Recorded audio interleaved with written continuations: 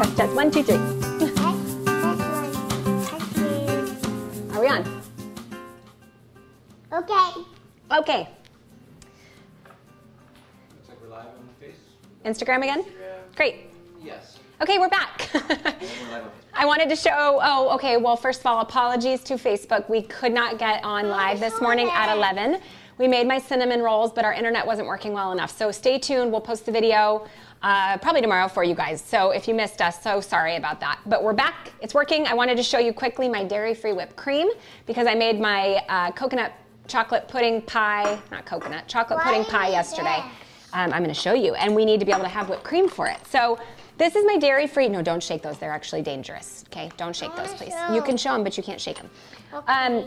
This is honestly my favorite thing in the world when it comes to dairy-free whipped cream. I've been making dairy-free whipped cream with coconut milk for 10 years, and every other time is failed usually. You don't get enough coconut cream. For some reason, something's off, and you just can't get it to whip properly. And this one, for me, has been foolproof once I bought this guy. So to start, you want a full-fat can of coconut milk. I do find that the kind that include guar gum work best. You want to shake it all up, and then I like to actually put it into a measuring cup and whisk it so that you incorporate all of the fat. Yeah, you're mixing it, all of the fat in the water. So Kez, let's show them what the texture you want it to look like is like cream, like a heavy whipping cream carton. You want it to be thick. You don't want it to be too watery. You also don't want it to be too chunky, too fatty, or else it will clog up your machine. So, okay, now I need you to dump that all in here. Can you dump it all in? I'm going to help you just so we don't miss. So I like the Native Forest, their original one, organic, not the simple version, because the simple one, while I love to use that for baking, it does not include guar gum, and I just find that the whipped cream doesn't set up as well. It'll just be a little bit more watery. Yep, all done. Okay. So the fun thing about this is you can kind of flavor season, not season, but sweeten however you'd like. Yes, I'm going to have you help me. I prefer to use a granulated sweetener. We're just going to do one little spoonful, okay?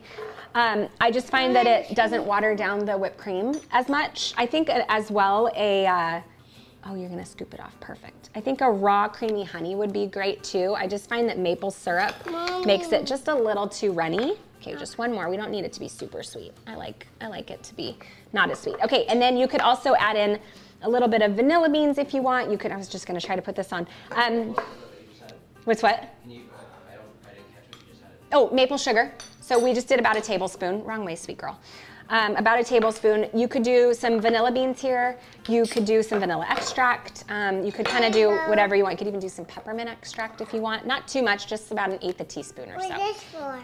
Okay, so this we're going to put on after we close this up, okay? So we're going to make sure that your nozzle's on. Yep. You're going to screw this on just like that. Can you screw it on nice and tight? Good girl. All right. And then we have our little, I'm like, what is this again? We have our cartridge here. Dad, Ryan, do you want to explain? I guess you guys can probably just read about what this is and why it does this on, but it has, Ryan, what's inside of the cartridges?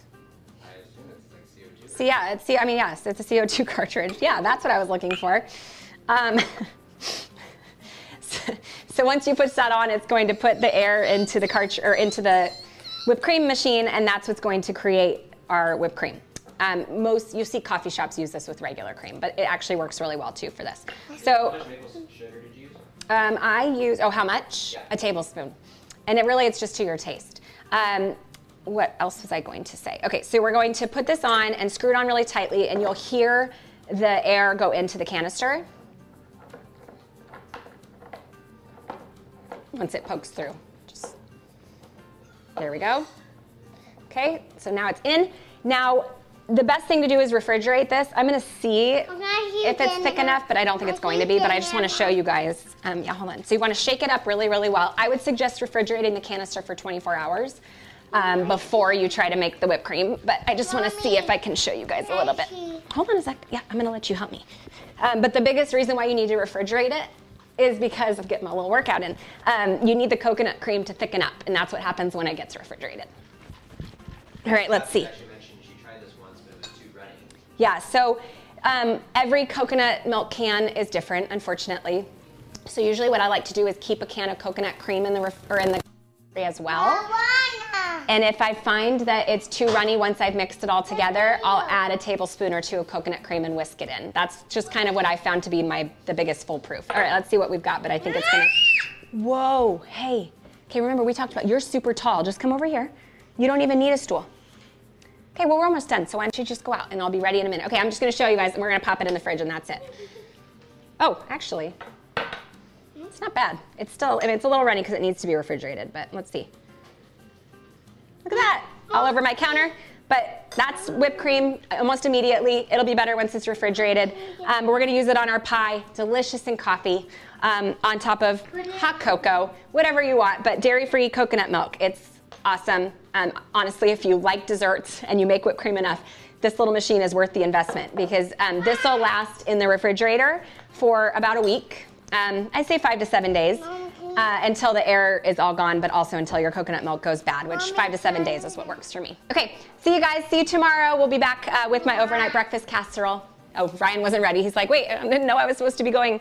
Can you guys say bye? Bye. Bye. Mom, we didn't do that. We did that. This is what was in here. I just whipped it up. Okay, I'm going to put this in here now.